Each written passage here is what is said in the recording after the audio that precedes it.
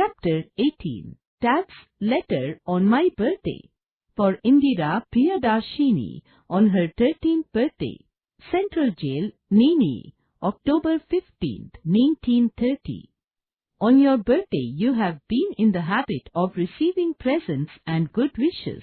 Good wishes you will still have in full measure, but what present can I send you from Nini Jail? My presents cannot be material or solid. They can only be of the air and of the mind and spirit, such as a good fairy might have bestowed on you, things that even the high walls of prison cannot stop. You know, sweetheart, how I dislike sermonizing and doling out good advice.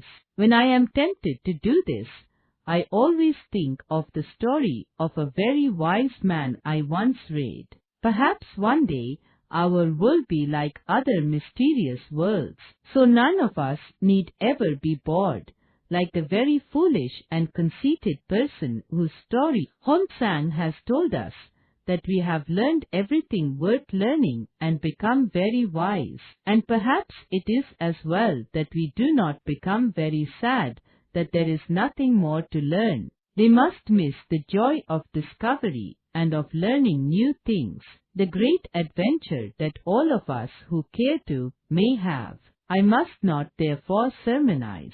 But what am I to do then? A letter can hardly take the place of a talk. At best it is a one-sided affair. So if I say anything that sounds like good advice, do not take it as if it were a bad pill to swallow. Imagine that I have made a suggestion to you for you to think over it, as if we really were having a talk. In history, we read of great periods in the life of nations, of great men and women, and of great deeds performed. And sometimes in dreams and reveries, we imagine ourselves back in those times and doing brave deeds, like heroes and heroines of old. Do you remember how fascinated you were when you first read the story Jeanne d'Arc, and how your ambition was to be somebody like her? Ordinary men and women are not usually heroic. They think of their daily bread and butter, of their children, of their household worries, and the like. But a time comes when the whole people become full of faith for a great cause, and then even simple, ordinary men and women become heroes, and history becomes stirring and epoch-making. Great leaders have something in them which inspires the whole people and makes them do great deeds.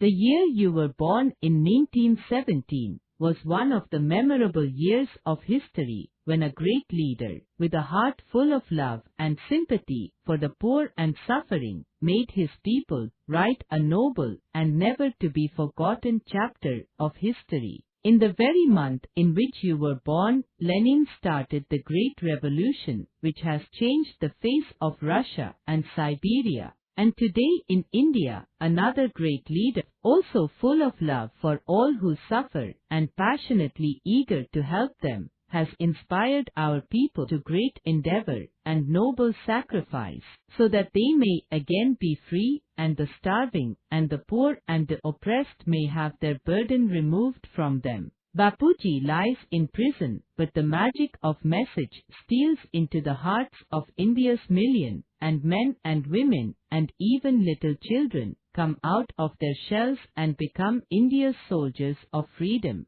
In India today, we are fortunate to see this happening before our eyes and take part ourselves in this great drama. How shall we bear ourselves in this great movement? What part shall we play in it? I cannot say what part will fall to our lot, but whatever it may be, let us remember that we can do nothing which may bring discredit to our cause or dishonor to our people. If we are to be India's soldiers, we have India's honor in our keeping, and that honor is a sacred trust. Often we are in doubt as to what to do. It is not an easy matter to decide what is right and what is not. One little test I shall ask you to apply whenever you are in doubt.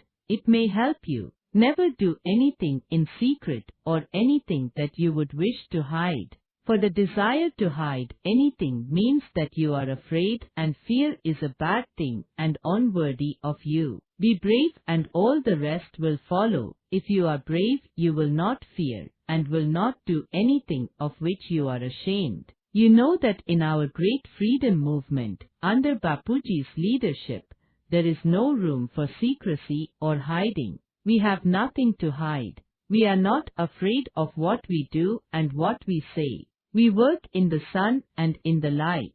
Even so, in our private life, let us make friends with the sun and work in the light and do nothing secretly or furtively. Privacy, of course, we may have and should have, but that is a very different thing from secrecy. And if you do so, my dear, you will be a child of the light, unafraid and serene and unruffled, whatever may happen. I have written a very long letter to you, and yet there is so much I would like to tell you. How can a letter contain it? You are fortunate, I have said, in being a witness to this great struggle for freedom that is going on in our country. You are also very fortunate in having a very brave and wonderful little woman for your mother. And if you are ever in doubt or in trouble, you cannot have a better friend. Goodbye, little one, and may you grow up into a brave soldier in India's service. With all my love and good